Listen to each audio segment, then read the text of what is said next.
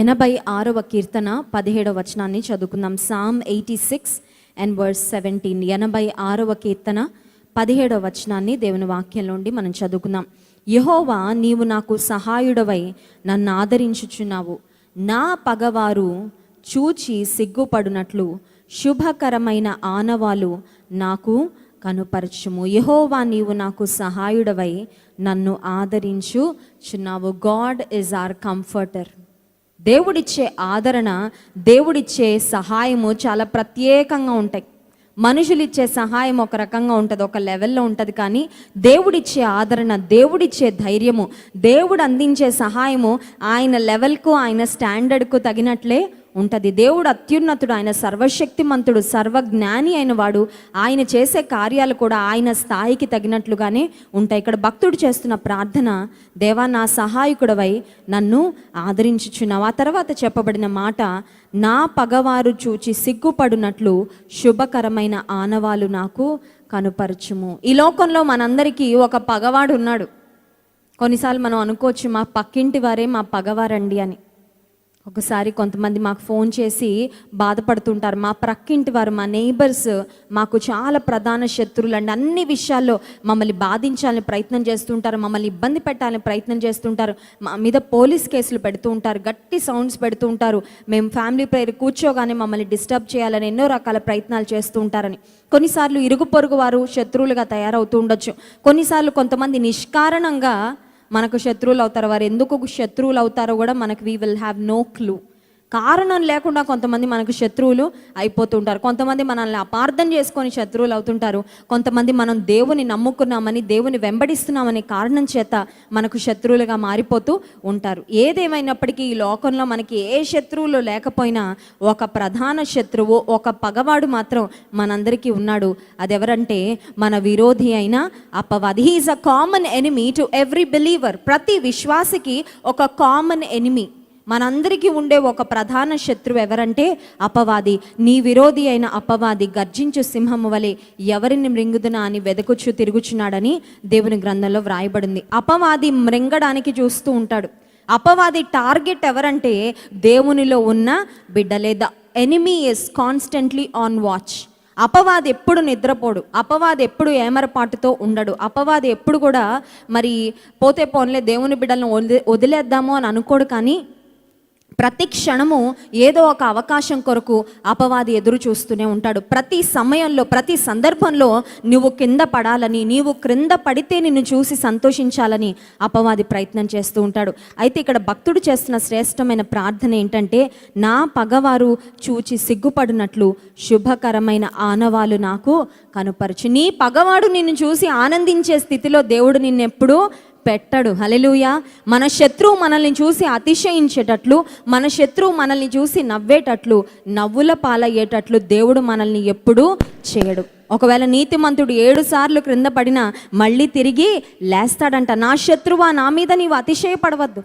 ఒకవేళ నీ స్థితి ప్రస్తుతానికి ఇబ్బందికరంగా ఉందేమో, ప్రస్తుతానికి నీవు ఎదుర్కొంటున్న శ్రమల వలన నీ తల దించుకున్నట్లుగా ఫర్ ద టైం బీయింగ్ ఉన్నావేమో. యోసేపు కూడా తన జీవితంలో కొన్ని సంవత్సరాల తరబడి శ్రమలు, ఒక శ్రమ తర్వాత ఒక శ్రమ, ఒక పరీక్ష తర్వాత మరొక పరీక్ష, ఒక క్లిష్ట పరిస్థితి తర్వాత మరొక క్లిష్ట పరిస్థితి అన్నట్లుగా తన జీవితంలో ఎన్నో పరిస్థితులు ఎదుర్కొన్నాడు. కానీ అల్టిమేట్గా దేవుడు తన బిడ్డకు జయాన్ని అనుగ్రహించాడు. శత్రువులైన వారందరూ సిగ్గుపడేటట్లు. యోసేపు జీవితంలో అతనికి ప్రధాన శత్రువులు ఎవరంటే అన్నలే యోసేపుకు ప్రధాన శత్రువులుగా మారిపోయారు. కొన్నిసార్లు విచిత్రం ఎలా ఉంటుందంటే, మన ప్రధాన శత్రువులు కొన్నిసార్లు ఇంట్లోనే ఉంటారు, ఇంకెవరో బయట వరకు వెళ్ళాల్సిన అవసరం కూడా లేదు. ఏదో అనుకోకుండా, అనుకోని పరిస్థితుల్లో స్వంత తోబుట్టువులే శత్రువులుగా కొన్నిసార్లు మారిపోతూ ఉండొచ్చు. నీ ఇంటి ప్రక్కన వారే నీకు శత్రువులు అయిపోతూ ఉండొచ్చు. నీవు బాగా ప్రేమించిన ప్రాణ స్నేహితులే సడన్గా వారి పరిస్థితి మారిపోయి నీకు శత్రువులుగా, నీకు కీడు కలగాలని, నీవు క్రింద పడిపోతే ఆనందించాలని, ఒకవేళ సంతోషించే పరిస్థితికి రావచ్చేమో, ఎదురు చూసే పరిస్థితికి రావచ్చేమో. కానీ భక్తుడు చెప్తున్న మాట, నా పగవారు చూచి సిగ్గుపడినట్లు శుభకరమైన ఆనవాలు నాకు కనుపరచుము. ఈ రాత్రికాల సమయంలో కూడా దేవుడు ఒక శుభకరమైన ఆనవాలును నీకు నాకు దయచేయాలని ఆయన కోరుకుంటున్నాడు.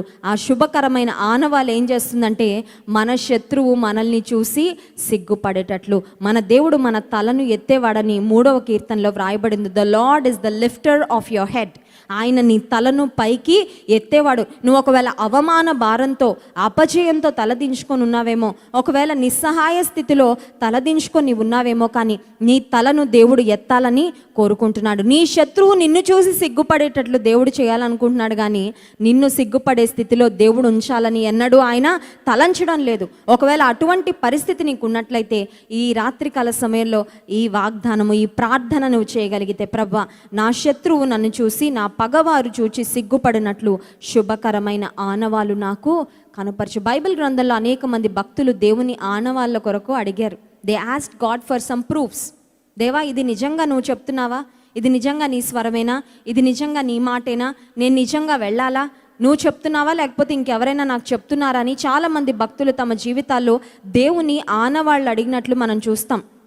సంసోను పుట్టడానికి ముందు సంసోను యొక్క తల్లిదండ్రులకు దేవుని దూత ప్రత్యక్షమై, మీకు ఒక కుమారుని దేవుడు అనుగ్రహించబోతున్నాడు, అతడు నాజీరు చేయబడినవాడుగా, ప్రతిష్ఠించబడినవాడుగా, దేవుని ప్రజలను ఫిలిస్తీన్ల చేతి నుండి విడిపించడానికి ఒక న్యాయాధిపతిగా నేను ఏర్పాటు చేసుకోబోతున్నాను అని అడిగినప్పుడు వారు కూడా దేవుని సన్నిధిలో ఒక ఆనవాళ్ళు అడిగినట్లు వాక్యంలో మనం గమనిస్తున్నాం. అలాగే గిద్యోను కూడా దేవుని సన్నిధిలో ఆనవాళ్ళు అడుగుతుంటాడు. బైబిల్ గ్రంథంలో చాలామంది భక్తులు దేవుని సన్నిధిలో ఒక ఆనవాలును అడిగినట్లు మనం చూస్తున్నాం. దేవుడు కూడా మనకు శుభకరమైన ఆనవాలు దయచేసే దేవుడు. నీ విశ్వాసాన్ని బలపరచడానికి నువ్వు కన్ఫర్మేషన్ కావాలంటే, అయ్యా నాకు శుభకరమైన ఆనవాలు నీవు దయచేయి అని అడిగితే దేవుడు నీకు ఒక శుభకరమైన ఆనవాలును దయచేయాలని ఆయన ఆశిస్తున్నాడు. ఒకవేళ నీ జీవితంలో ఒక ద్వారం మూసుకుపోయిందేమో, you may be looking at a door.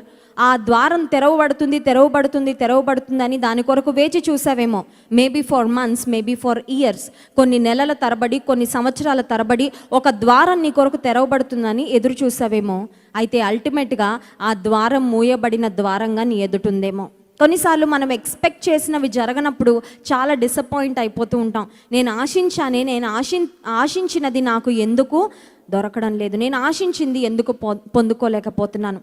నీ ఎదుట ఉన్న ద్వారాన్ని దేవుడు మూస్తే దేవుడు మరి యొక్క శ్రేష్టమైన ద్వారాన్ని నీ కొరకు తెరుస్తాడు. హల్లెలూయా.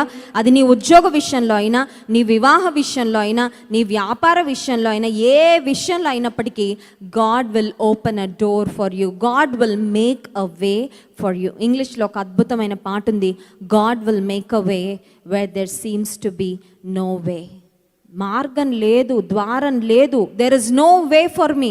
ఇంకా నేను విడుదల పొందగలిగిన పరిస్థితి లేదు. I'm stuck. అన్ని విధాలుగా తలుపులన్నీ మూయబడి ఉన్నాయి, అన్ని ద్వారాలు మూసుకొని ఉన్నాయి, నేను ఎలా ముందుకు వెళ్తానని అటువంటి పరిస్థితుల్లో నీ జీవితం ఉన్నట్లయితే God will make a way for you. నీ కొరకు ఒక మార్గాన్ని దేవుడు ఏర్పాటు చేస్తాడు. నిన్నటి దినం మనం జ్ఞాపకం చేసుకున్నాం, దేవుడు రాజమార్గాన్ని ఏర్పాటు చేస్తాడంట, పరిశుద్ధమైన మార్గాన్ని ఏర్పాటు చేస్తాడు, నీవు కోరుకొనవలసిన మార్గాన్ని నీకు బోధిస్తాడని నిన్నటి దినం మనం ధ్యానం చేసుకున్నాం. కనుక దేవుడు నీ కొరకు ఒక మార్గాన్ని సరళము చేస్తాడు. మన సొంత మార్గాలు కావాలా మనకి? దేవుని మార్గం కావాలా?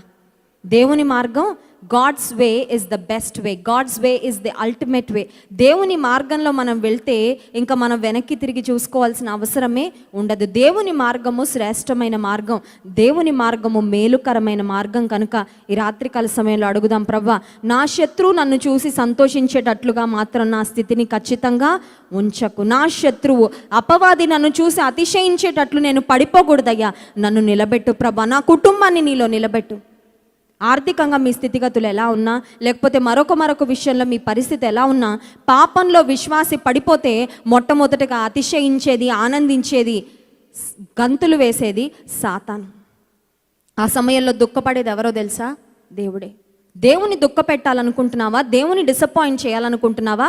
లేకపోతే దేవుని ముఖంలో చిరునవ్వుని చూడాలని ఆశపడుతున్నావా? ప్రియమైన దేవుని బిడ్డ, ప్రతిదినము ఒకవైపు దేవుడు యేసుక్రీస్తు ప్రభు మన కొరకు మనల్ని బలపరచాలని, మనల్ని జయ జీవితంలో నడిపించాలని, అన్ని విషయాల్లో మనకు జయం ఇవ్వాలని, శోధనలో మనం సహించడానికి, ఆయన కొరకు నిలబడడానికి శక్తినివ్వాలని ఒక ప్రక్క దేవుడు చూస్తూ ఉంటే మరొక ప్రక్క అపవాది కాసుకొని ఉంటాడు. పాపంలో పడిపోవాలని, శోధనలో మనం చిక్కుకోవాలని, పాపంలో మనం జీవిస్తూ దేవునికి దూరం అవ్వాలని అపవాది ప్రయత్నం చేస్తూ ఉంటాడు. దేవుని సంతోష పెడదామా లేక అపవాదిని సంతోష పెడదామా? సిగ్గుతో మన తలను దించుకొని మన రక్షకుడైన యేసుక్రీస్తు ప్రభుని డిసప్పాయింట్ చేద్దామా లేక మన శత్రువు సిగ్గుపడినట్లుగా దేవుని కొరకు మనము నిలబడదామా? ఈ 40 దినాల ఉపవాస ప్రార్థనలు ఎందుకొరకంటే అపవాదిని సిగ్గుపరిచి దేవుని నామానికి మన కుటుంబాల ద్వారా జయం రావడానికి. ఆమేన్. ఈ రాత్రికాల సమయంలో అడుగుదాం, ప్రభా నా కుటుంబం ద్వారా నా జీవితం ద్వారా అపవాదికి ఎప్పటికీ సిగ్గు రావాలి, నీ నామానికి మహిమ రావాలి. That is the only goal, that is the ultimate purpose of my life. ఈ లోకంలో ఇంకేవో వచ్చినా వస్తానే ఉంటాయి, వెళ్తానే ఉంటాయి కదండి. ఈ లోకంలో ఎన్ని సంపాదించుకున్నా అవన్నీ కూడా తాత్కాలికమైనవే. కానీ మన జీవితాల్లో మన అంతిమ లక్ష్యము, మన గోల్ ఏమై ఉండాలంటే నా దేవుని నా జీవితం ద్వారా నేను మహిమపరచాలి. కనుక మన శత్రువు మన మీద అతిశయించకుండునట్లు ఈ రాత్రికాల సమయంలో దేవుడు మనల్ని బలపరచులాగా, ఆయన మహిమ కొరకు ఆయన్ని సంతోషపెట్టే విధంగా జీవించినట్లుగా దేవుడు మనందరినీ బలపరచునుగాక. ఆమేన్.